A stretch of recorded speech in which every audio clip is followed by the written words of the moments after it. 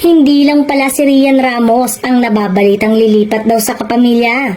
Pati sina Alden Richard at Marian Rivera ay magiging ABS-CBN talent na rin daw. Hindi raw mangyayari dahil alam nilang loyal sina Marian at Alden sa Kapuso Network. Dagdag pa ng dumepensa kina Alden at Marian kung ang balitang ito ang makakapagpasaya sa nagsimula sa balita. Ipagpatuloy niya lang, lalo na kung ang intensyon nito ay mabash ang dalawa. Kaya siguro na balitang lilipat sa ABS-CBN sina Marian at Alden dahil sa very successful at box office hit na Rewind.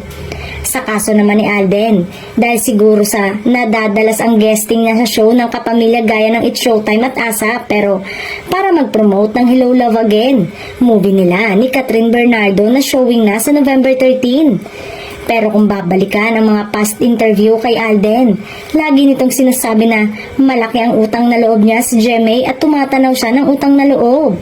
Sa kaso naman ni Rian, nakita raw ang aktres sa bakuran ng ABS-CBN kaya lumutang ang balitang lipatan. Humihingi ng ebidensya ang fan ni Rian. Ayon naman sa team ni Rian at hindi pa raw malinaw ang balitang ito. Nakakahiya raw sa Kapuso ang balitang ito knowing na hindi naman pinababayaan ng aktres pagdating sa project. In fact, pagkatapos ng special role ni Rian sa Pulang Araw, kasama naman siya sa cast ng Encantadia The Last Chronicle at maganda ang kanyang role sa ibinabalik na series.